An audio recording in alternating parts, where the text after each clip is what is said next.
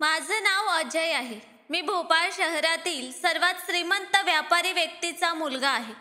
मी माझ्या आईचा एकुलता एक मुलगा आणि तिच्या डोळ्यांचा तारा होतो. कदाचित याच कारणामुळे माझं पालन पोषण नीट झालं नाही. मला संपत्तीची कधीच कमतरता भासली नाही. घरात नोकरांची रांग, गाड्यांचा ताफा आणि माझ्या मनात एक असा गर्व होता जो माझ्या वयापेक्षा कितीतरी मोठा होता. मला वाटायचं की पैसा म्हणजेच सगळं काही आणि माझ्यासारखा माणूस या जगात दुसरा कोणीच नाही. माझे वडील व्यापारी विश्वातील एक नावाजलेली व्यक्ती होते. त्यांच्यासोबत मोठमोठे राजकीय नेते बसायचे, मोठमोठ्या मेजवाना सजायच्या आणि आईसुद्धा त्या चमकदार विश्वात रममाण व्हायची.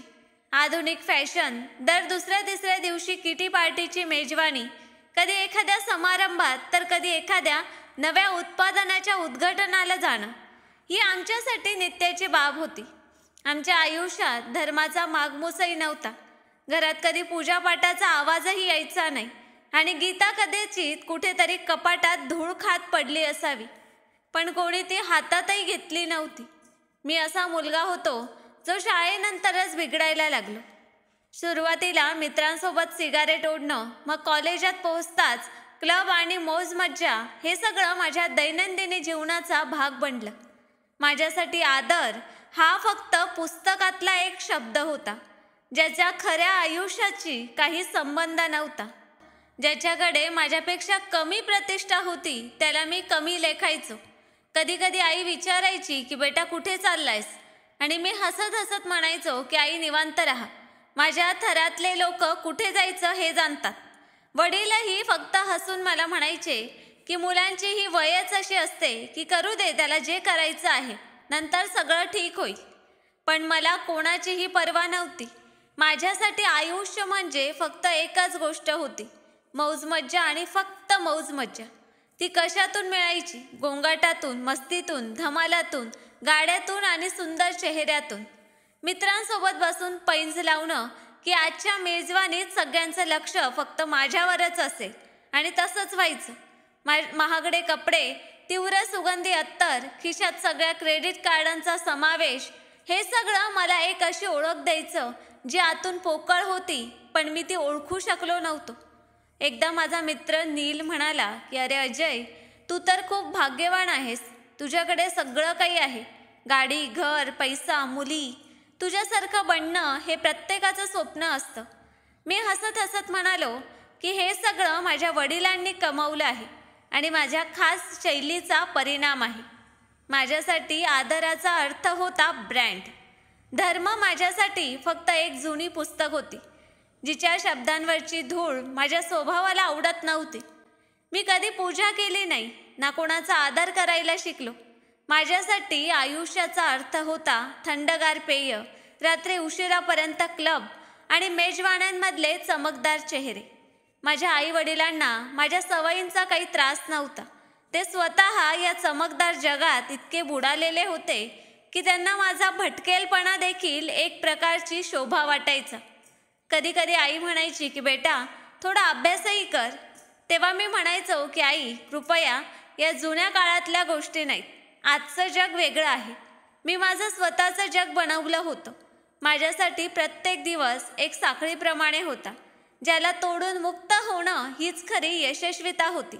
आणि मी मुक्त होतो, इतका मुक्त की माझ्या स्वातंत्र्यात मी माझ्या आत्म्याच्या आवाजालाही बंद केलं होतं. कधी कधी रात्री एकट्याने बसून विचार करायचो की मी खरंच सुखी आहे का. पण मग एखादी मेजवानी किंवा नव्या गाडीची बुकिंगची खुशखबर त्या प्रश्नाला दाबून टाकायची. माझ्या भोवती लोक होते, हास्य, विनोद, प्रसिद्धी, आदर सगळं होतं, पण कदाचित माझ्या आत कुठेतरी एक अस्वस्थता होती जी त्यावेळी मला समजली नाही. पण नंतर तीच अस्वस्थता मला आतून कुरतडू लागली. मला माहीत नव्हतं की एक दिवस माझं संपूर्ण आयुष्य पूर्णपणे बदलणार आहे. ज्याला मी कधी ओळखलं नव्हतं त्याच्या बोलण्यावर मी स्वतःला बदलणार होतो. एक अशी स्त्री जी माझ्या विचारातही कुठे नव्हती, पण एका क्षणात तिने माझ्या आतला गर्व, पाप आणि भटकेलपणा याची जमीन हादरवून टाकली. माझ्या भोवती असलेले सगळे लोक माझ्यासारखेच विचार करायचे. त्यांना फक्त तेच दिसायचं जे मी त्यांना दाखवायचो आणि तेच आयुष्य ते जगायचे जे मी जगलो होतो. जेव्हा मी सगळं सोडून दिलं तेव्हा कोणालाही माझ्या जाण्याची पर्वा नव्हती, कारण त्यांचं आयुष्य आधीच दुसऱ्या वळणावर गेलं होतं आणि त्या वळणाची सुरुवात कोणाच्या तरी मृत्यूने झाली होती. मला हे नंतर समजलं. त्या दिवशी आई शहरातील जुन्या वस्तीत कोणाच्या तरी घरी शोक व्यक्त करण्यासाठी गेल्या होत्या. अशी वस्ती जिथे आम्ही फक्त छायाचित्रांमधून किंवा पावसाच्या एखाद्या कथेत पोचायचो. आई तिथे एका छोट्या खोलीत बसल्या होत्या. तेव्हा तिथे एक तरुण मुलगी काही धार्मिक गोष्टी वाचत होती. तिचा आवाज इतका स्वच्छ, इतका शांत आणि इतका प्रभावी होता की आई फक्त तिचं ऐकतच राहिल्या. जेव्हा तिचं बोलणं संपलं तेव्हा त्या मुलीने म्हणजेच सायलीने शेवटची एक गोष्ट सांगितली. तिने काही लांबलचक व्याख्यान दिलं नाही, ना कोणता भावनिक नारा दिला. फक्त काही साधे शब्द साध्या आवाजात सांगितले, पण त्या शब्दात काहीतरी असा प्रभाव होता की आईच्या डोळ्यात पाणी आलं. माझी आई अशा गोष्टींनी कधीच प्रभावित व्हायची नाही. घरी आल्यावर आईने कोणालाही काही सांगितलं नाही. दुसऱ्या दिवशी सकाळी त्या लवकर उठल्या. माझ्या लहानपणानंतर पहिल्यांदा आईने सकाळी पूजा करून चहा बनवला. नोकरांनीही आश्चर्याने एकमेकांकडे पाहिलं, पण आई शांत होत्या. पूर्ण दिवस त्या काही बोलल्या नाहीत. संध्याकाळी वडिलांनी विचारलं की काय झालं, सगळं ठीक आहे ना, तू आजकाल काहीतरी बदलल्यासारखी दिसतेस. आईने फक्त एवढंच सांगितलं की काही गोष्टी मनाला लागल्या आहेत. दुसऱ्या दिवशी आई पुन्हा त्या वस्तीत गेल्या, यावेळी खास सायलीला भेटायला. त्या म्हणाल्या की त्या मुलीच्या बोलण्यात काहीतरी वेगळं आहे, मला तिच्याकडून काहीतरी नवं शिकायचं आहे. त्यावेळी मी मित्रांसोबत क्लबला चाललो होतो. आईचा फोन आला तेव्हा त्यांचा आवाज जणू काही वेगळ्याच साच्यात घडलेला वाटला. त्या म्हणाल्या की अजय, रात्री उशीर करू नको आणि जेवणाआधी देवाला स्मरण कर. मी हसत हसत फोन कट केला आणि म्हणालो की आई, तुम्ही आजकाल खूप धार्मिक बोलू लागले आहात. पण ती फक्त देवाला स्मरण्याची गोष्ट नव्हती. आई आता रोज काहीतरी नवं शिकून यायच्या. त्या सांगायच्या की सायली म्हणाली होती की प्रार्थनेने मनाला शांती मिळते. सायली सांगायची की जो देवाला जास्त स्मरतो तो त्याच्या जवळ असतो आणि तोच माणूस योग्य मार्गावर चालतो. सायलीने सांगितलंय की गीतेत प्रत्येक समस्येचं उत्तर आहे.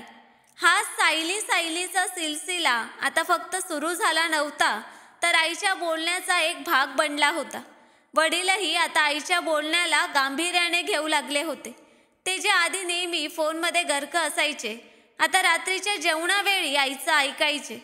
काही दिवसानंतर तर वडिलांनी आईसोबत त्या ठिकाणी जायला सुरुवात केली. एकदा मी ऑफिसमधून परत आलो तेव्हा आई चादरीत गुंडाळून पूजा करत होत्या. मी हसत म्हणालो की आई, तुम्ही आता तर पूर्ण पूजा पाठवाली दिसत आहात.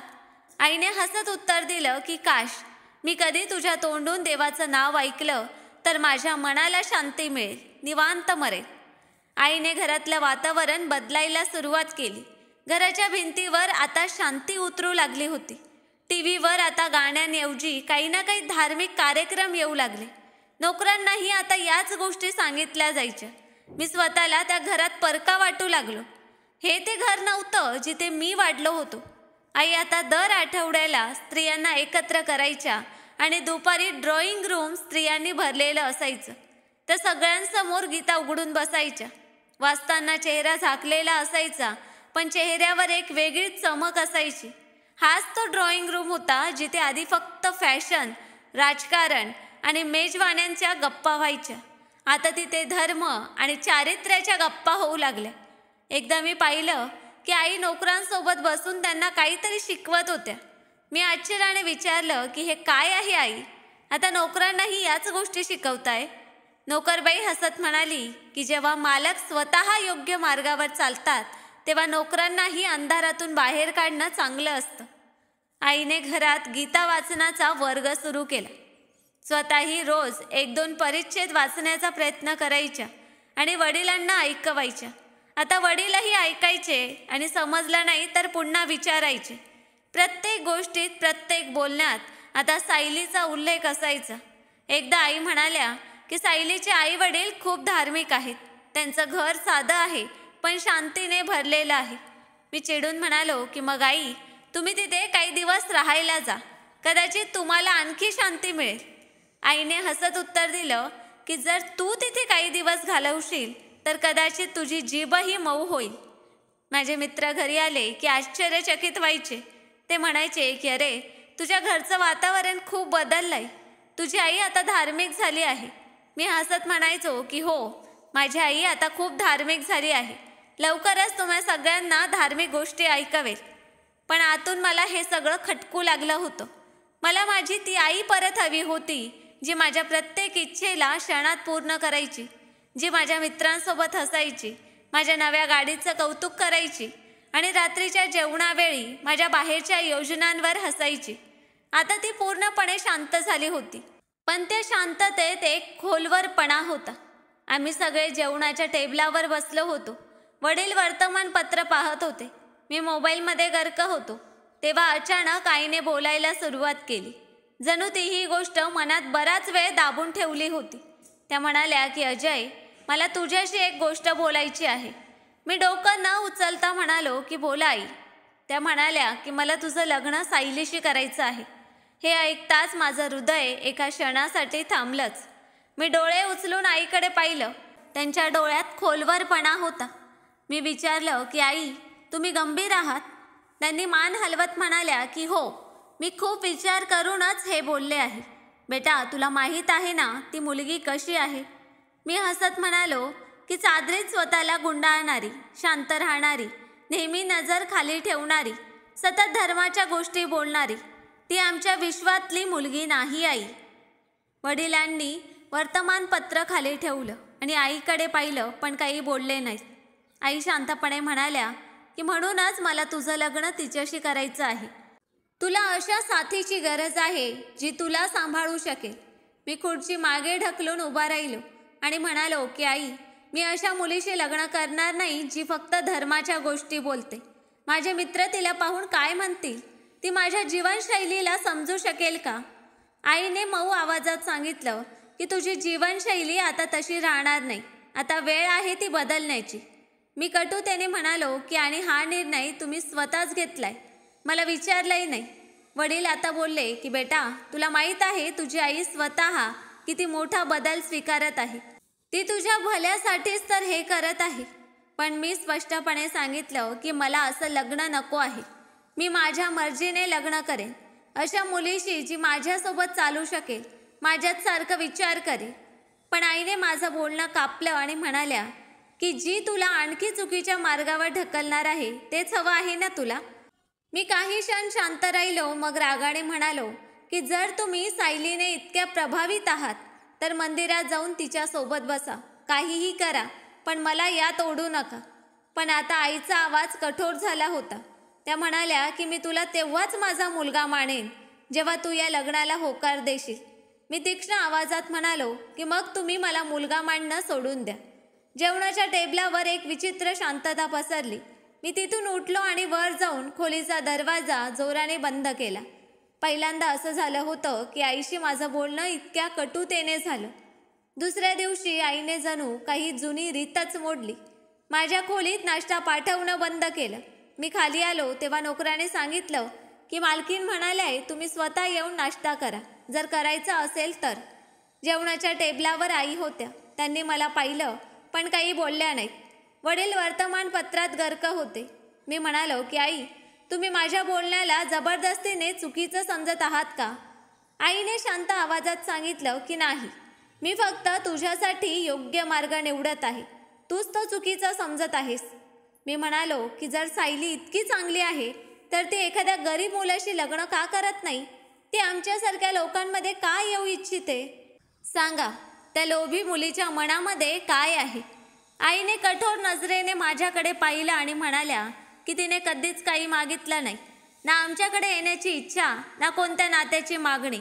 हे सगळं माझ्या इच्छेने आहे आणि मी माझी ही इच्छा पूर्ण करू इच्छिते. वडिलांनी मध्ये सांगितलं की अजय, तुझ्या आईने तुझ्यावर कधी दबाव टाकला नाही, पण आज तिला फक्त एवढंच हवं आहे की तू तुझ्या आयुष्यात एक योग्य पाऊल उचलावस. मी म्हणालो की ठीक आहे, मग तुम्ही दोघांनी निर्णय घेतलाच आहे तर मला काही बोलण्याची गरजच नाही. आणि रागाने उठून मी बाहेर निघून गेलो. गाडी काढली आणि थेट नीलच्या घरी पोहोचलो. रस्त्याभर माझ्या मनात फक्त एकच गोष्ट चालली होती. सायली नक्की आहे तरी कोण? एक मुलगी जी मी कधी पाहिली नाही, ओळखली नाही, ती माझ्या आयुष्याचा हिस्सा कशी होऊ शकते? नीलने दरवाजा उघडला आणि मी आत येताच म्हणालो की यार, मला काही दिवस तुझ्याकडे राहायचं आहे. माझ्या घरी सगळे वेडे झालेत. नील आश्चर्याने म्हणाला की काय झालं? मी म्हणालो की यार, माझ्या आईला हवंय की मी एखाद्या पूजापाठ करणाऱ्या मुलीशी लग्न करावं. तो हसला आणि म्हणाला की तू आणि धार्मिक मुलीशी लग्न? भाऊ, हे तर एखाद्या चित्रपटाच्या प्रसंगासारखं आहे. पण मला हा प्रसंग चित्रपटापेक्षा जास्त भयानक वाटत होता. कारण चित्रपट संपतो पण आयुष्य संपत नाही. आणि मी माझं आयुष्य सायलीसारख्या व्यक्तिरेखेसोबत घालवण्याचा विचारही करू शकत नव्हतो. नीलचं घर माझ्यासाठी जणू गोंगाट आणि भांडणातून बाहेर पडून शांत खोलीत येण्यासारखं होतं. तो माझा लहानपणाचा मित्र होता, ज्याच्याशी मी सगळं शेअर करायचो. जेव्हा त्याला कळलं की मी माझ्या आईच्या बोलण्याविरुद्ध बंड करून आलो आहे, तेव्हा तो आधी जोरात हसला. मग म्हणाला की यार, तू खरंच घर सोडून आलास फक्त यासाठी की तुझी आई तुझं लग्न धार्मिक मुलीशी करू इच्छिते? मी सोफ्यावर बसत म्हणालो की नाही नील, गोष्ट मुलीची नाही, गोष्ट आहे विचारांची, जी माझ्या स्वातंत्र्याला बांधत आहे.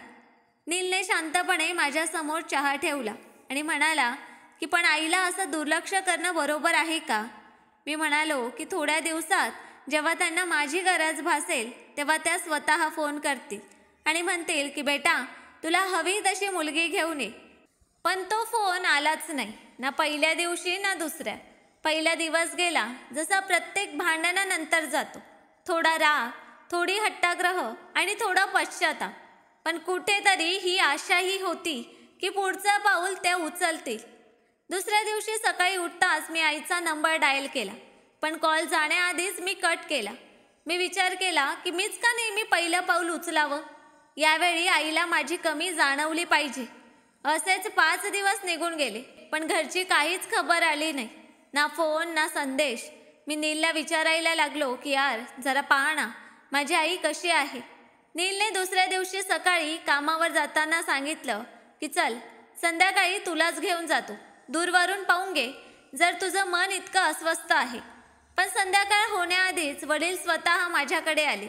दरवाजा उघडला तेव्हा वडील समोर उभे होते, तसेच कपडे जसे ते ऑफिसमधून बाहेर पडताना घालायचे. मी उभा राहिलो. बाबा, तुम्ही इथे? त्यांनी आत येताना सांगितलं की तुझ्या आईने पाठवलं आहे. मी आश्चर्याने विचारलं की म्हणजे त्यांना हवंय की मी परत यावं? बाबांनी बसताना उत्तर दिलं की नाही, त्यांना फक्त एवढंच सांगायचं आहे की त्यांचं बोलणं अजूनही तसंच आहे. ते त्यांच्या निर्णयावर अजूनही ठाम आहेत. माझ्या चेहऱ्याचा रंगच उडाला. म्हणजे अजूनही तेच? वडील म्हणाले की हट्ट नाही बेटा, विश्वास आहे. तुझ्या आईला वाटतं की सायली तुझ्यासाठी अगदी योग्य मुलगी आहे आणि आता मीही तेच मानू लागलो आहे. मी आश्चर्यचकित झालो. मी म्हणालो की बाबा, तुम्ही तर नेहमी माझ्यासोबत होता. त्यांनी माझ्याकडे पाहिलं आणि म्हणाले की नेहमी तुझ्यासोबत होतो, पण कदाचित यावेळी तू स्वतःच्याच विरोधात आहेस. ही गोष्ट माझ्या मनात बाणासारखी लागली, पण मी काही बोललो नाही. वडील तिथून निघून गेले आणि मी रात्रभर छतावर पडून फक्त आकाशाकडे पाहत राहिलो. आता 10 दिवस झाले होते आणि घर अजूनही शांत होतं, जणू मी तिथून गेलोच नव्हतो. मला वाटलं होतं की माझ्या अनुपस्थितीमुळे घरातले सगळे घाबरतील, मला मनवायला येतील, पण सगळं तसं नव्हतंच. असं वाटत होतं की माझ्या असण्याने किंवा नसण्याने कोणालाच काही फरक पडला नाही. आता 11वा दिवस होता. मी ऑफिस जवळच्या एका कॅफेत बसलो होतो आणि माझ्या फोनच्या वॉलपेपरवरचा आईचा फोटो काढला. काही क्षण फक्त तो पाहत राहिलो. अचानक वडिलांचा एक संदेश आला. तुझ्या आईची तब्येत बरी नाही बेटा, वेळ असेल तर येऊन पाहून जा. मी तत्काळ उठलो, कोणाशी काही बोललो नाही आणि थेट घराकडे निघालो. घरी पोहोचलो तेव्हा दरवाजा उघडला, पण समोर सन्नाटा होता. नोकरांची चेहलपहलही ऐकू येत नव्हती. घर तसंच होतं, पण आत एक शांतता गुंजत होती. ज्या घरात माझ्या येण्याने सगळे दरवाजे उघडून स्वागत करायचे, ते आज मला ओळखण्यास नकार देत होते. वडील माझ्या समोर होते, डोळ्यांखाली काळी वर्तुळं, थकलेले पाय आणि चिंताक्रांत चेहरा. त्यांनी सांगितलं की वर चल, तुझी आई तुला पाहू इच्छिते. मी पावलं उचलली. हृदय जणू छातीतून बाहेर येत होतं. खोलीत प्रवेश केला तेव्हा आईने डोळे उघडले. काही क्षण मला पाहिलं. त्या शांत राहिल्या. त्या एका पांढऱ्या चादरीत गुंडाळून बिछाण्यावर पडल्या होत्या. मग हळूच म्हणाल्या की बेटा तू आलास, बरं झालं. मी सोफ्यावर बसलो आणि विचारलं की आई तुमची तब्येत कशी आहे. त्या हलकेच हसल्या आणि म्हणाल्या की औषधं चालू आहेत, पण माझं मन तेव्हाच ठीक होईल जेव्हा तू लग्नाला होकार देशील. मला वाटलं जणू त्यांनी सगळं आजारपण एका अटीत गुंडाळून ठेवलं आहे. मी चकित होऊन म्हणालो की आई तुम्हाला माहिती आहे ना, मी फक्त तुमच्या तब्येतीसाठी इथे आलो आहे. ही गोष्ट पुन्हा बोलू नका. त्यांनी मान हलवली आणि हळूच म्हणाल्या की मग काही उपयोग नाही. जर तू तोच मुलगा आहेस जो घर सोडून गेला तर तू परत जाऊ शकतोस. वडील दरवाजात उभे होते. त्यांनी आईला सांगितलं की आता या गोष्टीचा वेळ नाही, तू स्वतःला थोडं विश्रांती दे. पण आईने नकारात मान हलवली. नाही, आता याच गोष्टीचा वेळ आहे. अजयने जे जे त्याच्या मर्जीने केलं, पण आता एकदा आमचं ऐकावं. मी आईच्या चेहऱ्याकडे पाहिलं ज्यावर कमजोरी होती, पण त्यांच्या इराद्यात तोच जुना हट्ट लपलेला होता. मी हळूच म्हणालो की आई तुम्ही तुमच्या तब्येतीची काळजी का घेत नाही. डॉक्टर काय म्हणतात. आईने उशाला टेक लावला आणि म्हणाल्या की डॉक्टर म्हणतात की विश्रांती घ्या, वेळेवर औषधं घ्या. पण तुला माहीत आहे ना मला शांती कधी मिळेल. जेव्हा तू सायलीशी लग्नाला होकार देशील. मी डोळे बंद केले आणि मनात स्वतःला विचारलं की हे खरंच आईचं प्रेम आहे की भावनिक ब्लॅकमेलिंग. वडिलांनी मला इशाऱ्याने बाहेर यायला सांगितलं. मी त्यांच्यासोबत लाऊंजमध्ये आलो. वडिलांनी चहा मागवला आणि सोफ्यावर बसत म्हणाले की तुला वाटतंय की तुझी आई तुला जबरदस्ती करत आहे, पण बेटा ती फक्त तुला चांगलं बनवण्यासाठी लढत आहे. मी म्हणालो की मग या लढाईत तुम्ही दोघं मला हरायला का भाग पाडत आहात. वडिलांनी मोठा श्वास घेतला आणि म्हणाले की कारण कधी कधी हरणंच खरी जिंक आहे. अजय तू जिंकून काय मिळवलंय. फक्त घर सोडलं, तुझ्या आईला नाराज केलं आणि स्वतःही त्रस्त झालास. मी या गोष्टीवर शांत झालो. त्या गोष्टी कटू होत्या पण खऱ्या होत्या. मी म्हणालो की पण मी त्या मुलीला ओळखतही नाही. तिची आवड, तिचा विचार मला माहीत नाही. एका अनोळखी मुलीशी आयुष्य कसं जाईल. वडील म्हणाले की हे एक नातं आहे जे वेळेनुसार मजबूत होत जातं आणि तुझ्या आईने कधीच कोणताही निर्णय चुकीचा घेतला नाही.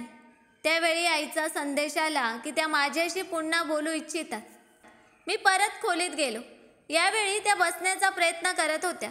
मी आईला आधार दिला. त्या हळूच म्हणाल्या की अजय मी तुला जन्म दिला, तुझ्या प्रत्येक इच्छा पूर्ण केला, तुझे सगळे नखरे सहन केले, हट्टही पूर्ण केले आणि आज फक्त एकदा तू माझी ही इच्छा पूर्ण कर बेटा.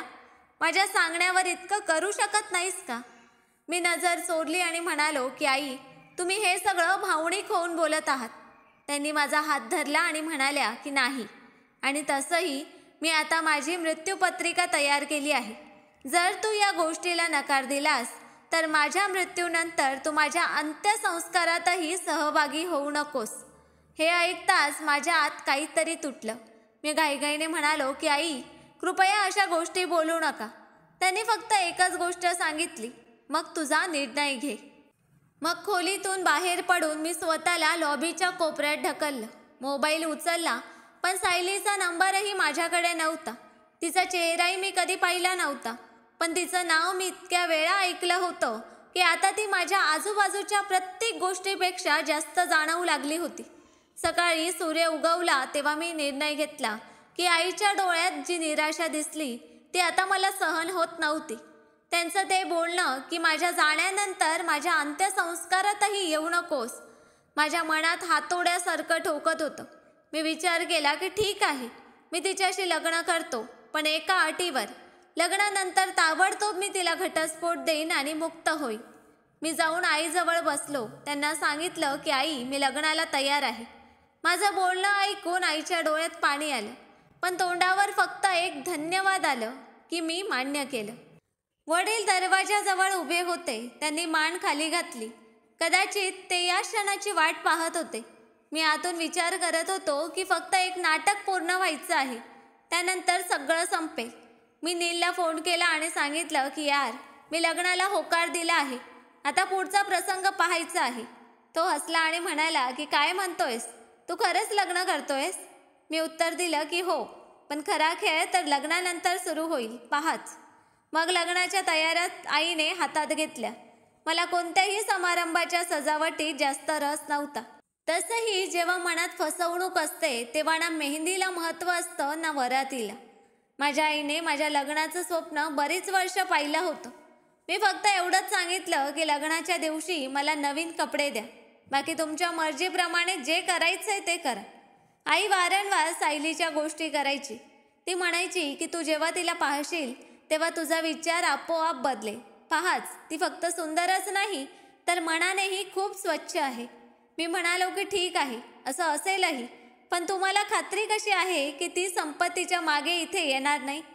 त्यांनी तात्काळ उत्तर दिलं की तुझ्या संपत्तीपेक्षा तिच्याकडे तिचे संस्कार जास्त आहेत. तू तिला ओळखत नाहीस म्हणूनच तुला संशय येतोय. मी शांत झालो, पण माझा संशय दिवसेंदिवस गडद होत होता. मला वाटायला लागलं की सायलीने खूप चतुराईने माझ्या आईला आपल्या ताब्यात घेतलं आहे. त्यांना मूर्ख बनवलंय, त्यांचं मन जिंकलं आणि आता माझं भविष्य तिच्या हितासाठी निश्चित केलं.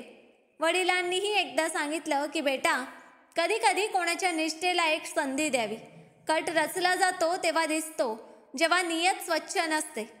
मी उत्तर दिलं की बाबा, मी आईच्या सांगण्यावरून लग्न करतोय. ही निष्ठा नाही, ही मजबुरी आहे. पण आतून माझी तयारी काही वेगळी होती. मी माझ्या वकिलाशी बोललो की लग्नानंतर घटस्फोटाच्या कायदेशीर अटी काय असतील.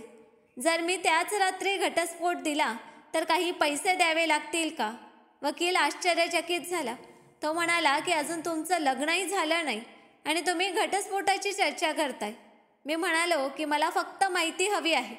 त्याने सांगितलं की कायदेशीरदृष्ट्या हे शक्य आहे, पण सामाजिकदृष्ट्या याचा खूप नकारात्मक परिणाम होईल.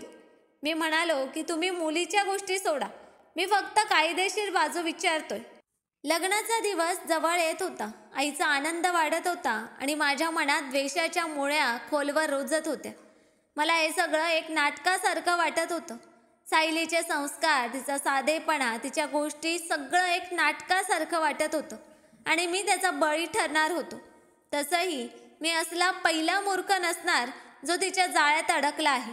एकदा मी आईला म्हणालो की मी त्या मुलीला लग्नाआधी एकदा पाहू इच्छितो. आईने तात्काळ नकार दिला. ती तुझ्याशी अशी भेटणार नाही, लग्नानंतरच पाहू शकतोस. मी हसत म्हणालो की म्हणजे तुम्हाला हवंय की मी अंधारात तिच्याशी लग्न करावं? आईने मऊ आवाजात सांगितलं की हा अंधारातला निर्णय नाही, ही एक परीक्षा आहे. मी मनात विचार केला की परीक्षा तर मी तिची घेईन. लग्नानंतर जेव्हा नीलशी भेट झाली तेव्हा मी त्याला सगळं सांगितलं. त्याने काही क्षण विचार केला आणि म्हणाला की अजय, एक सांग, जर ती तुझ्या विचाराप्रमाणे नसेल तर मग काय करशील?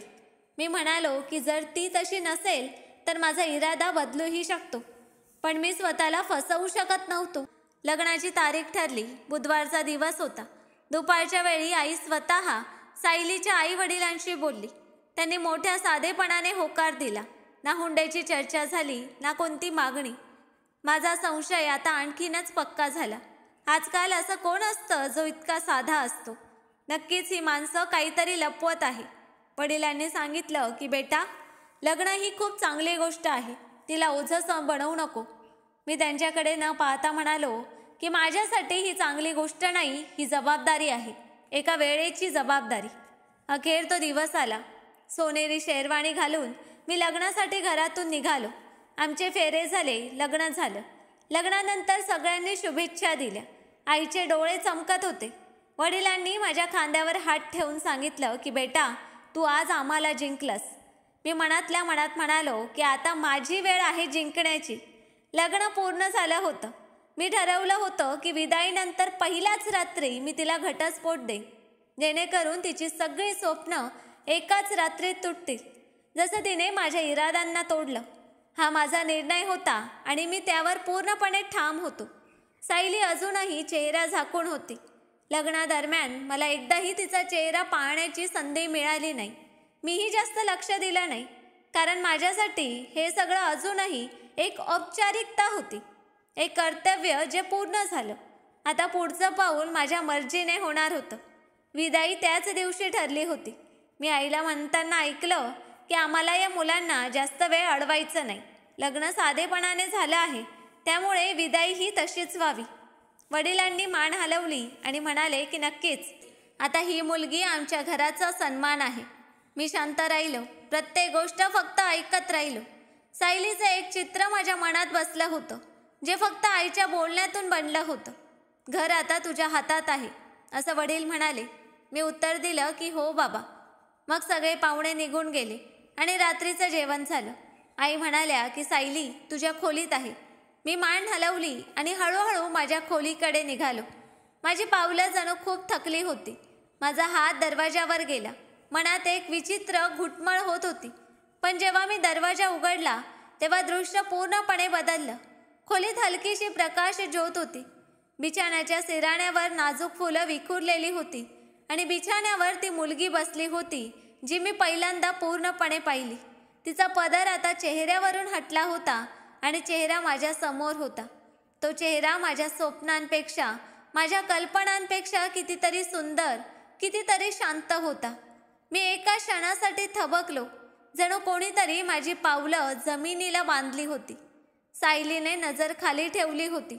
तिचा पदर डोक्यावर घट्ट बसलेला होता आणि हातावर मेहंदी, डोळ्यांखाली हलक्या रेषा. मी मनात म्हणालो की ही ती मुलगी नाही जिला मी घटस्फोट देणार होतो. काही वेळ शांत उभा राहिलो.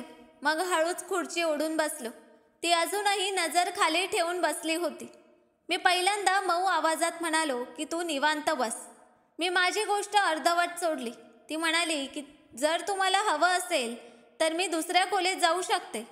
तिच्या आवाजात तो ओलावा होता जो एखाद्या प्रार्थनेत ऐकू येतो. मी तात्काळ म्हणालो की नाही, माझा तसा अर्थ नव्हता. पहिल्यांदा मला वाटलं की कोणाच्या उपस्थितीपासून पळून न जाता तिला अनुभवावं. मी विषय बदलण्यासाठी म्हणालो की तुझं खरं नाव सायलीच आहे की आणखी काही नाव आहे ज्याने तुला लोक हाक मारतात? ती हलकेच हसली. मी पहिल्यांदा तिच्या ओठांवर हसू पाहिलं. ती म्हणाली की हो, माझे आई वडील मला प्रेमाने नवी म्हणतात. मी म्हणालो की नवी? छान नाव आहे. आता मी स्वतःला एका विचित्र गोंधळात अडकलेला पाहत होतो. ज्या उद्देशाने मी खोलीत आलो होतो तो धुक्यासारखा कुठेतरी उडून गेला. मी घटस्फोट देण्यासाठी तयार होऊन आलो होतो, पण आता माझ्या मनात फक्त एकच शब्द गुंजत होता की संयम. तिने पाण्याचा ग्लास माझ्या पुढे केला आणि म्हणाली की घ्या. मी पहिल्यांदा तिच्या डोळ्यात थेट पाहिलं. त्यात काही बनावटपणा नव्हता, फक्त एक शांती आणि विश्वास. जणू तिला प्रत्येक शब्दाचं वजन आणि प्रत्येक गोष्टीचा परिणाम माहीत होता. मी ग्लास घेताना मान हलवली आणि मनात विचार केला की ही तीच सायली आहे का जिला मी संपत्तीची लालची समजलो होतो. खोलीत शांतता पसरली आणि ती हळूच उठून एका कोपऱ्यात जाऊन बसली. मी तिथेच बसलो, तिला पाहत राहिलो, जी माझ्या कटाचा भाग बनणार होती. ती तर कुठल्या तरी वेगळ्या विश्वातली मुलगी होती आणि मी तिच्यासमोर लज्जित होऊ लागलो. काही न बोलता, काही न करता त्या रात्री मी घटस्फोट हा शब्द तोंडावरही आणला नाही.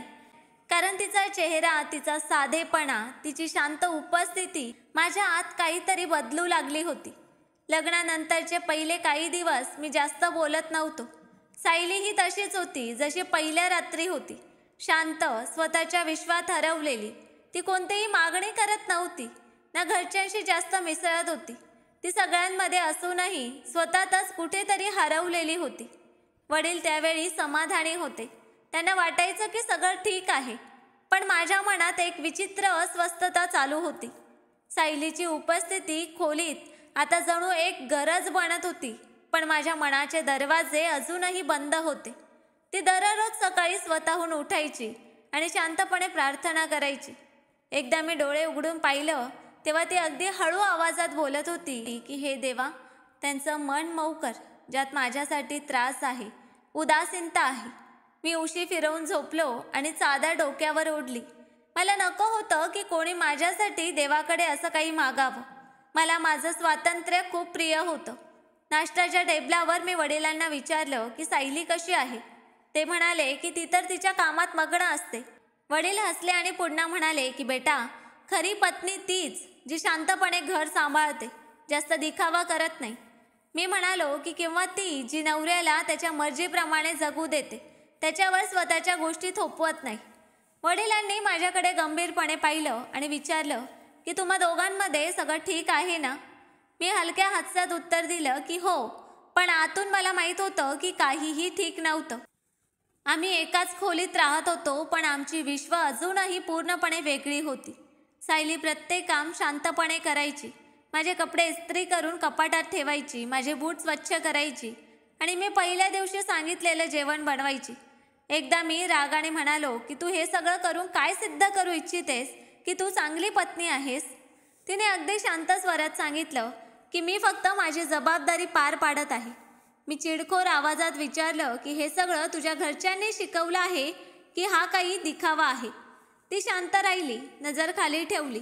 दुसऱ्या दिवशी मी कामावर जायला निघालो तेव्हा तिने माझ्या हातात पाण्याचा ग्लास दिला आणि हळूच म्हणाली की बसून प्या. असं पिणं आरोग्यासाठी चांगलं असतं. मी वैतागलो, ग्लास तात्काळ टेबलावर ठेवला आणि म्हणालो की तू प्रत्येक गोष्टीवर व्याख्यान का देतेस? मी लहान मुलगा आहे का की तू मला शिकवशील? ती काही वेळ शांत राहिली, मग फक्त एवढंच म्हणाली की नाही, तुम्ही माझे पती आहात. मला फक्त एवढंच हवं आहे की जे मला चांगलं वाटतं ते तुमच्या कामी यावं. मी तीक्ष्ण आवाजात म्हणालो की मला तुझं चांगलं नको आहे. मी माझ्या आयुष्यात ठीक आहे. तुला कोणतीही भूमिका साकारण्याची गरज नाही. ती पुन्हा शांत झाली, पण दुसऱ्या दिवशी सकाळी पुन्हा तीच शांतता, त्या सवयी, नाश्ता तयार, कपडे नीट ठेवलेले आणि ती एखाद्या पुस्तकात हरवलेली. एके रात्री मी उशिरा घरी परतलो तेव्हा खोलीचा दरवाजा बंद होता. मी तो उघडला तेव्हा ती देवाशी मनातल्या गोष्टी बोलत होती. मी दरवाजा जोराने बंद केला आणि म्हणालो की हे सगळं मला दाखवण्यासाठी आहे का, जेणेकरून मीही बदलावं? ती अगदी शांतपणे म्हणाली की हे सगळं दाखवण्यासाठी नाही आणि प्रार्थना कोणाला प्रभावित करण्यासाठीही केली जात नाही. मी चढत्या स्वरात म्हणालो की तुला माझ्याकडून काय हवं आहे? का सतत या प्रार्थना आणि पूजेच्या गोष्टी माझ्या खोलीत भरतेस? ती काही बोलली नाही, फक्त बिछाण्यावर जाऊन बसली.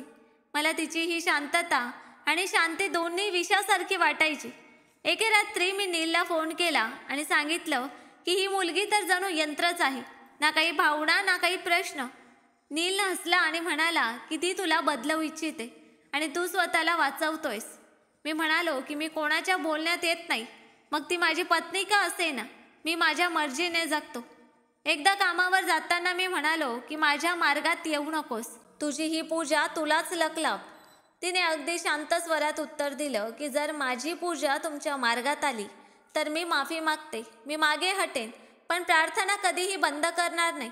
तिने खरंच प्रार्थना बंद केली नाही, माझ्यासाठी, आमच्या नात्यासाठी, माझ्या मनाच्या बदलासाठी. आणि मी तिच्या गोष्टींपासून दूर राहूनही तिच्या उपस्थितीपासून कटू शकलो नव्हतो. गेल्या काही दिवसांपासून मला सतत थकवा जाणवत होता. माझी झोप पूर्ण होत नव्हती. सकाळी उठताना शरीर तुटत होतं, कामात मन लागत नव्हतं. छोट्या छोट्या गोष्टी त्रास देऊ लागल्या होत्या. आधी वाटलं कदाचित जास्त कामामुळे असं आहे. मग विचार केला की घरचं वातावरण कदाचित मनावर परिणाम करत आहे. पण जेव्हा दुपारी एका बैठकीदरम्यान चक्कर येऊन मी खाली पडलो तेव्हा गोष्ट गंभीर वाटू लागली. डॉक्टरांनी तपासणीनंतर काही चाचण्या केल्या. रक्त तपासणी, क्षकिरण. मी हसत हसत म्हणालो की यार, काही दिवसांचा थकवा असेल, तुम्ही इतक्या फायली का भरल्या? पण 2 दिवसानंतर जेव्हा अहवाल आले तेव्हा रुग्णालयातून स्वतः फोन करून सांगितलं की तुम्ही या. डॉक्टर साहेब स्वतः काही बोलू इच्छितात. मी रुग्णालयात गेलो. डॉक्टरांनी अहवाल उघडून माझ्यासमोर ठेवले. चेहरा गंभीर, आवाज हलका. अजय, तुम्हाला 3ऱ्या टप्प्याचा कर्करोग आहे. मी काही शांत गोष्ट समजून घेण्याचा प्रयत्न करत राहिलो. मग हळूच म्हणालो की हा काय विनोद आहे डॉक्टर? त्यांनी नजर खाली करत सांगितलं की हा विनोद नाही अजय, ही वास्तविकता आहे. आपल्याला तात्काळ उपचार सुरू करावे लागतील. पण मी सांगतोय की संधी खूप कमी आहे. तुमचा कर्करोग खूप पसरला आहे. मी बाहेर पडलो तेव्हा रुग्णालयाच्या पार्किंगमध्ये आकाशावर ढग दाटले होते. एक विचित्र शांतता होती, जणू सगळं थांबलं होतं. गाडीत बसलो तेव्हा हात फक्त स्टेअरिंगवर होते, पण मन कुठेतरी हरवलं होतं. आई वडील कोणाशी तरी फोनवर बोलत होते. मी शांतपणे माझ्या खोलीत गेलो. सायली खोलीत नव्हती. मी दरवाजा बंद केला, बूट काढले आणि थेट बिछाण्यावर पडलो. रात्रीचं जेवण आलं तेव्हा सायली म्हणाली की जेवण करा, तुमची तब्येत बरी दिसत नाही. मी म्हणालो की हे सगळं नाटक करू नकोस, तुला काही काळजी नाही. आणि मी कोणालाही काही सांगणार नाही. ती शांतपणे मागे फिरली आणि निघून गेली. पण कदाचित माझ्या डोळ्यातून काहीतरी वाचलं गेलं होतं, कारण थोड्या वेळातच ती माझ्या समोर येऊन बसली आणि तिचे हात थरथरत होते. ती हळूच म्हणाली की तुम्ही आजारी आहात. मी नजर चोरली आणि म्हणालो की तुला माझ्यासाठी प्रार्थना करायची आहे का? तिने माझ्यासमोर गीता ठेवली आणि म्हणाली की जर तुमची इच्छा असेल तर मी फक्त प्रार्थनाच नाही तर पूर्ण प्रयत्न करेन, पण तुम्हाला एक वचन द्यावं लागेल. मी कठोरपणे म्हणालो की काय वचन? जर देवाने मला बरं केलं तर मी तुझ्यासारखा रोज पूजापाठ करायला लागेन का? देवाच्या जवळ जायला लागेन का? मी हसत सायलीला म्हणालो की जर डॉक्टर म्हणतात की माझ्या बरं होण्याची शक्यता फक्त 5% आहे तर तुझ्या प्रार्थनांनी काय होणार आहे? ती गंभीरपणे म्हणाली की जर देवाला हवं असेल तर तो कोणताही चमत्कार करू शकतो. मी त्याच्यावर विश्वास ठेवते जो आयुष्य देतो आणि घेण्याची शक्तीही ठेवतो. मी थकून म्हणालो की सायली, या गोष्टी सोड. तू लग्नानंतरपासून फक्त ह्याच गोष्टी बोलली आहेस. तू कधी विचार केला नाहीस की मला काय ऐकायचं आहे. ती शांत राहिली. मग काही वेळाने म्हणाली की जर तुम्ही परवानगी द्याल तर मी तुमची साथ देईन, तुमची काळजी घेईन, तुमच्यासाठी रोज प्रार्थना करेन. तुम्ही फक्त नियत स्वच्छ ठेवा, बाकी देवावर सोपवा. मी थकून म्हणालो की ठीक आहे, जे करायचंय ते कर, पण जर काही बदललं नाही तर मग माझ्या मार्गात येऊ नकोस. त्याच रात्री सायली माझ्यासमोर बसली. डोळ्यात पाणी आणि मनात विश्वास घेऊन ती देवासाठी प्रार्थना करत होती. तिचा आवाज थरथरत होता, पण तिचा विश्वास घडत होता. मी डोळे बंद केले, फक्त ती शांतता अनुभवली. खोलीत काही बदललं नव्हतं, पण माझ्या आत काहीतरी बदलत होतं. दुसऱ्या दिवशी मी रुग्णालयात गेलो. आणखी एका तज्ज्ञाकडून भेट घेतली. त्याने नवीन चाचण्या केल्या, अहवालासाठी 1 आठवडा दिला. त्या एका आठवड्यात सायलीने रोज माझ्या समोर बसून आधी प्रार्थना केली, माझी काळजी घेतली, माझे हातपाय दाबले, माझ्या खाण्यापिण्याची काळजी घेतली. सर्व काही केलं, तेही पूर्ण विश्वासाने. 5व्या दिवशी मला जाणवलं की शरीराचा थकवा काहीसा कमी झाला आहे. झोप सुधारली आणि भूक परत येऊ लागली. मी मनात म्हणालो की प्रार्थनेत काहीतरी खास आहे. आई म्हणाल्या की आम्ही आता सायलीसोबत प्रत्येक वेळी प्रार्थनेत सामील होतो. तिने आम्हाला पुन्हा देवाशी जोडलं आहे. मी शांत राहिलो, पण आतून जणू काही शांतीचा मेळा झुलू लागला. एक अनुभव येऊ लागला. 7व्या दिवशी सायली माझ्याजवळ येऊन म्हणाली की तुम्ही इच्छा कराल तर उद्या अहवाल आल्यानंतर तुम्ही स्वतः देवाकडे तुमच्यासाठी प्रार्थना करा. मनातल्या सगळ्या गोष्टी सांगितल्याने मन हलकं होतं. मी म्हणालो की जर काही झालं नाही तर? ती म्हणाली की तरीही तुम्ही तुमचं मन उदास करू नका, कारण संकट ही देखील त्याच्याकडून येणारी एक परीक्षा असते. मी आश्चर्याने तिच्याकडे पाहत राहिलो. जी नेहमी शांत राहायची ती आज पूर्ण विश्वासाने माझ्याशी बोलत होती. दुसऱ्या दिवशी अहवाल आला. हातात धरताना मी मनात प्रार्थना केली. डॉक्टरांनी निकाल सांगितला तेव्हा मी खुर्चीवरच बसलो. जणू ऐकण्याची शक्तीच संपली होती. माझ्या मनात सायलीचा आवाज गुंजला, देवाला हवं तर तो चमत्कार करू शकतो. डॉक्टरांचं बोलणं ऐकताच मला पहिल्यांदा आश्चर्य वाटलं. त्या आश्चर्यात विश्वासाचा प्रभाव कमी आणि संशय जास्त होता. मी पुन्हा विचारलं की तुम्ही म्हणताय माझा अहवाल सुधारलाय? डॉक्टरांनी मान डोलावली आणि म्हणाले की आम्हाला ज्या अपेक्षा होत्या त्यापेक्षा खूप चांगला.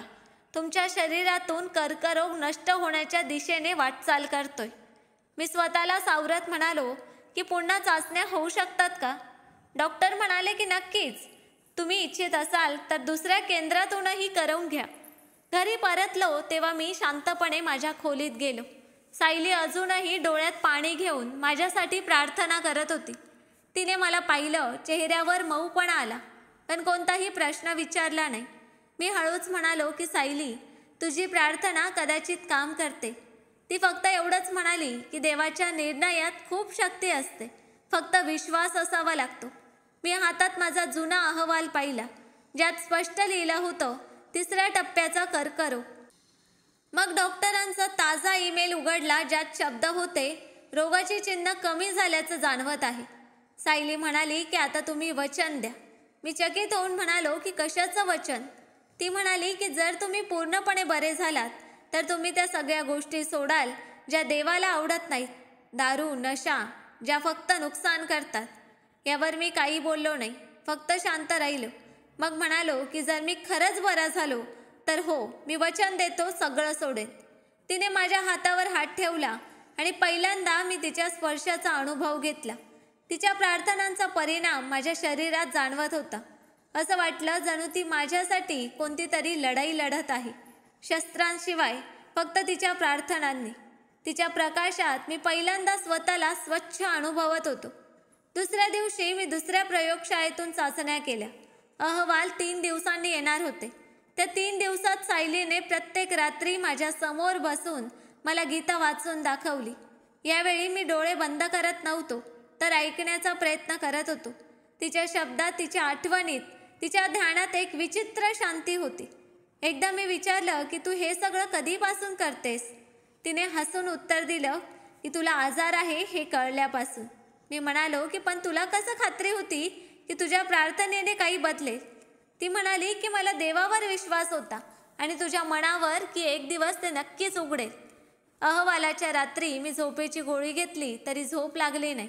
सकाळी जेव्हा अहवाल हातात आले तेव्हा हृदय खूप जोरात धडकत होतं. मी एक एक शब्द वाचला आणि मग थेट वडिलांच्या ऑफिसात गेलो. वडिलांनी विचारलं सगळं ठीक आहे का? मी अहवाल टेबलावर ठेवले. कर्करोगाचा माग मोसही नव्हता. वडिलांनी चष्मा लावून अहवाल वाचले आणि माझ्याकडे पाहिलं. त्यांचे डोळे विस्फारले. ते म्हणाले की हे कसं शक्य आहे? मी म्हणालो की बाबा, हा चमत्कार आहे आणि कदाचित या घरातल्या एका स्त्रीच्या प्रार्थनेमुळे हे झालं. वडिलांनी उठून मला मिठी मारली. बेटा, तू वाचलास. माझ्या राजा, तू परत आलास. मी घरी आलो तेव्हा आई स्वयंपाकघरात होती. सायली तिच्या खोलीत होती.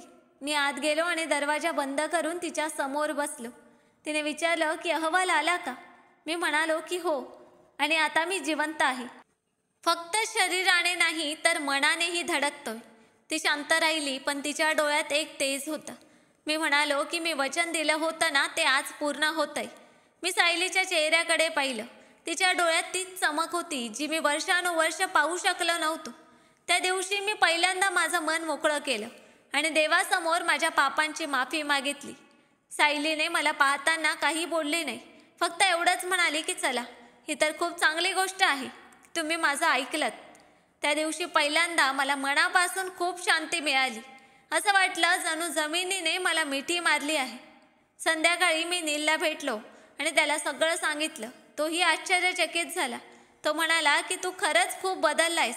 मी म्हणालो की मी बदललो नाही, फक्त खऱ्या आयुष्यात परत आलोय. त्याने सांगितलं की सायलीने तुझ्यात ती गोष्ट केली जी वर्षानुवर्ष कोणाच्याही सल्ल्याने झाली नाही. मी उत्तर दिलं की तिने काहीच केलं नाही, फक्त मला देवाशी भेटवलं. दुसऱ्या दिवशी मी आईच्या पायांवर बसलो आणि म्हणालो की तुमचा हट्ट, तुमची प्रार्थना आणि सायलीचा ओलावा सगळं जिंकलं.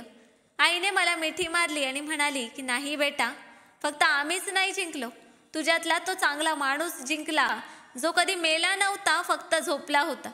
सायलीसाठी मी फक्त एकच गोष्ट आणली, एक सुंदर चादर जी तिला खूप आवडायची. लग्नानंतर सगळं बदललं, पण हा बदल घाबरवणारा नव्हता तर शांती देणारा होता. जणू वादळानंतर आलेली शांतता. सायली आता या घराची आत्मा बनली होती. तिच्या येण्याने आईच्या डोळ्यात समाधान होतं, वडिलांच्या चेहऱ्यावर शांती आणि माझ्या श्वासात विश्वास. दररोज सकाळी तिच्या चहाच्या सुगंधाने घर जागायचं आणि प्रत्येक रात्री तिच्या गोष्टींनी दिवस थांबायचा. मला आधी कधीच माहीत नव्हतं की एका स्त्रीची उपस्थिती घराला किती पूर्ण करू शकते. ती माझ्या डोक्यावर तेलाची बाटली ठेवायची आणि म्हणायची की हे डोकं आता तणावासाठी नाही, विश्रांतीसाठी आहे. ती स्वतः कामाने थकून यायची, पण आधी माझा थकवा काढायची. आम्ही दोघे मंदिरात जायचो. वाटेत ती पकोड्याच्या गाडीवरून एक ताट नक्की घ्यायची आणि मला म्हणायची की खाणं खाली पडू देऊ नको. मी हसत हसत आणि मुद्दाम एक तुकडा खाली टाकायचो. मग ती मला रागाने पाहायची आणि मी हसायचो. या छोट्या छोट्या गोष्टी होत्या ज्या कोणत्याही औषधापेक्षा जास्त परिणाम करायच्या. आम्ही छतावर रात्री उशिरापर्यंत बसायचो. ती तारे मोजायला लागायची आणि मी फक्त तिला पाहायचो. एकदा तिने मला विचारलं की तुला काय वाटतं, कधी असा दिवस येईल का जेव्हा आपण भांडू? मी म्हणालो की नाही, आता कधीच नाही. मग ती म्हणाली की ठीक आहे, समजा भांडलो तरी मनवणार कोण? मी म्हणालो की मीच असेन, कारण आता मला गमावणं येत नाही. तिने घराच्या एका कोपऱ्यात छोटंसं पूजाघर बनवलं होतं. दररोज सकाळी तिथे दिवा लागायचा आणि त्या हलक्या प्रकाशात माझी सकाळ सुरू व्हायची. आई बऱ्याचदा म्हणायच्या की बेटा, ही मुलगी आमच्यासाठी आनंद बनून आली आहे. आणि आम्ही विचार करायचो की आनंद हा तिच्यासाठी कमी शब्द आहे. तिने घराच्या भिंतींमधील उदासीनता चोरून घेतली होती. आता वडील हसत हसत वर्तमानपत्र वाचायचे. आई तिच्यासोबत स्वयंपाकघरात हसत खाणं बनवायच्या आणि मी ऑफिसला जाण्यापूर्वी दरवाजावर थांबून तिला पाहायचो, जणू तिला सोडावंच नको. आम्ही एकत्र खूप छोट्या छोट्या गोष्टी केल्या, पण त्यांचा परिणाम मोठा झाला. कधी मंदिराची परिक्रमा करताना ती थकायची, तेव्हा मी म्हणायचो की देव सगळं माफ करेल, बस जा. मग ती नाराज व्हायची आणि म्हणायची की तुला काहीच गंभीर वाटत नाही. पण तिच्या डोळ्यात एक हसू लपलेलं असायचं. तिने मला माणूस बनवलं, एक जबाबदार माणूस, जो आता कोणत्याही सवयीचा गुलाम नव्हता, तर एका नात्याचा साथीदार बनला होता. एकदा मी ऑफिसमधून परतलो तेव्हा पाहिलं तिने घराच्या अंगणात काही झाडं लावली होती. मी म्हणालो की याची काय गरज होती? ती म्हणाली की हो, मी यासाठीच लावली, कारण आयुष्याचा अर्थ फक्त श्वास नाही, मुळंही असतात. मला वाटलं की तिने मला समजावून सांगितलंय. रात्री जेव्हा आम्ही सगळे छतावर होतो तेव्हा तिने हळूच माझी हथेली धरली आणि विचारलं की तुला कधी भीती वाटते का? मी म्हणालो की आता नाही, तू आल्यापासून भीती माझ्या सावलीत बसली आहे. मग तिने आकाशाकडे पाहिलं आणि म्हणाली की पहा, एक तारा तुटतोय. मी म्हणालो की काही माग. तिने माझ्याकडे पाहिलं आणि म्हणाली की मी मागून घेतलं आहे. कधी कधी माणसाला एका वळणावर स्वतःला प्रश्न विचारावा लागतो की तो कोण आहे आणि काय बनू इच्छितो. माझ्या आयुष्यात तो वळण सायली होती. तिची साथ मला त्या आरशाकडे घेऊन गेली, ज्यात मी स्वतःला स्पष्टपणे पाहू शकलो. एक असा आरसा ज्याने माझ्या अपवित्रतेवर पडदा टाकला नाही, तर मला त्या अपवित्रतेतून बाहेर काढण्याची हिंमत दिली. मी आता तो पूर्वीचा नव्हतो. आता दारूच्या बाटल्या माझ्यासाठी काही अर्थ ठेवत नव्हत्या. सिगारेटचा डब्बा पाहिल्यावर मला घृणा वाटायची. आणि आता रात्रीच्या झोपा निळ्या नव्हत्या, तर शांत पांढऱ्या चादरीत गुंडाळलेल्या होत्या. एकदा मी सायलीला म्हणालो की आता मला काहीतरी करायचं आहे, काही काम, काही ओळख. ती हसली आणि म्हणाली की ओळख तर तुझ्या चेहऱ्यावर आहे, पण जर काही करायचं असेल तर चल एकत्र चालू. मग आम्ही दोघांनी मंदिरासमोर एक छोटा ढाबा उघडला. ती सकाळी उठून भक्तांसाठी भंडाऱ्याची तयारी करायची. मी ढाब्याची स्वच्छता करवायचो आणि स्वतःही कामाला लागायचो. जेव्हा भक्तांची गर्दी व्हायची तेव्हा आम्ही दोघे हात जोडून नमस्ते करायचो. ती म्हणायची की भक्तांची सेवा केल्याने पुण्य मिळतं. मी ही गोष्ट मनात बांधून घेतली. हळूहळू आमच्या ढाब्यावर लोकांची गर्दी वाढू लागली. आई वडिलांनी पहिल्यांदा सांगितलं की आम्हाला तुझा अभिमान आहे. त्या दिवशी मला समजलं की आपल्या माणसांच्या नजरेत उंचावण्याचा आनंद काय असतो. सायली आता फक्त माझी पत्नी नव्हती, ती माझी साथीदार होती, माझी शक्ती होती आणि माझं सर्वात मोठं कारण होती. जेव्हा मी थकून बसायचो तेव्हा ती म्हणायची की कामाने थकणं ठीक आहे, पण आशेने नाही. आणि मग मी पुन्हा उभा राहायचो. आता मला झोपेची भीती वाटत नव्हती. आता रात्री रिकाम्या नव्हत्या. आता सकाळ फक्त उठण्यासाठी नव्हती, तर पुढे जाण्यासाठी होती. मी स्वतःला बदलताना अनुभवत होतो आणि प्रत्येक बदलत्या दिवसासोबत स्वतःला मिळवण्याची शांतीही अनुभवत होतो. एकदा ढाब्याजवळ एक मुलगा आला जो नशेत होता. त्याची अवस्था पाहून मला माझा भूतकाळ आठवला. मी त्याच्या जवळ गेलो आणि हळूच म्हणालो की जर तू इच्छा करशील तर तुलाही वाचवलं जाऊ शकतं, जसं मला कोणीतरी वाचवलं. तो माझ्या डोळ्यात पाहत राहिला, मग फुटफुटून रडू लागला. त्या दिवशी मला कळलं की माणूस सुधारू शकतो जर त्याने योग्य हात धरला तर. आता माझी सकाळ सायलीच्या हास्याने सुरू व्हायची आणि संध्याकाळ तिच्या गोष्टी ऐकत संपायची. आयुष्य आता वेगात नव्हतं, तर एका प्रवाहात होतं, ज्यात प्रत्येक धडकन सायलीचं नाव आणि प्रत्येक श्वासात तिचा साथ होता. आयुष्य कधीच आपल्या हिशेबाने चालत नाही, पण जेव्हा आपण त्याला समजायला लागतो तेव्हा ते आपल्याला समजू लागतं. सायली माझ्या आयुष्यात फक्त एक वळण नव्हती, ती माझी संपूर्ण कथा बनली. ज्याला मी भटकलेला रस्ता समजत होतो ती तर माझी मंजिल बनली. तिचं प्रेम कोणत्याही शूरवीना माझ्या प्रत्येक जखमेवर मलमासारखं लागलं.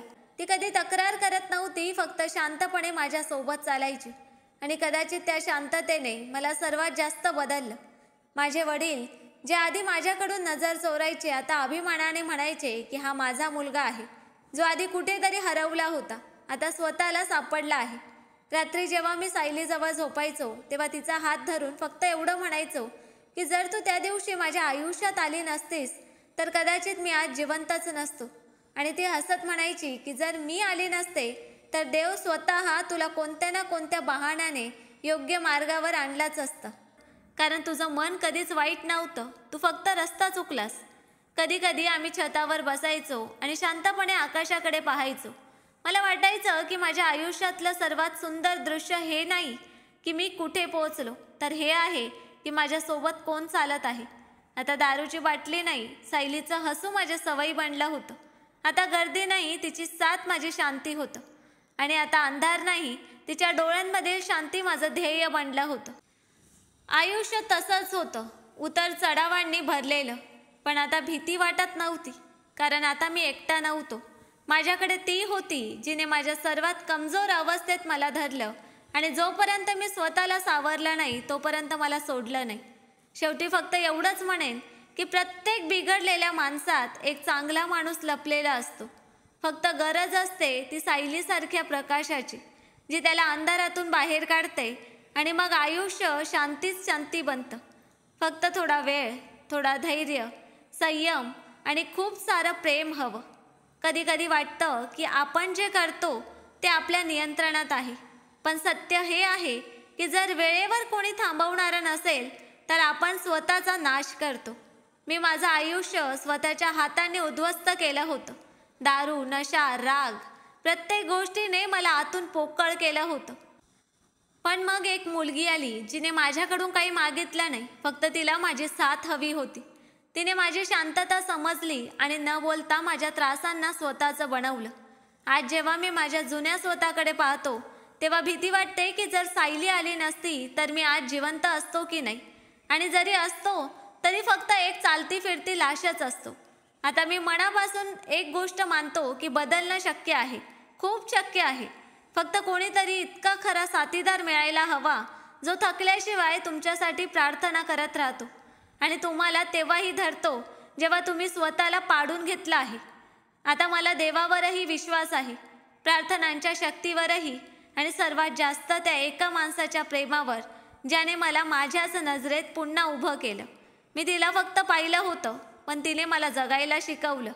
बिन शर्त, बिन प्रश्न, फक्त तिच्या विश्वासाने. जिथे माझे श्वास थांबत होते तिथे तिच्या प्रार्थनांनी माझ्या रक्तात पुन्हा आशा निर्माण केल्या. तर मित्रांनो, कशी वाटली कथा कमेंट करून नक्कीच सांगा. आणि कथा आवडली असेल तर व्हिडिओला लाईक आणि चॅनलला सबस्क्राईब करायला विसरू नका. धन्यवाद.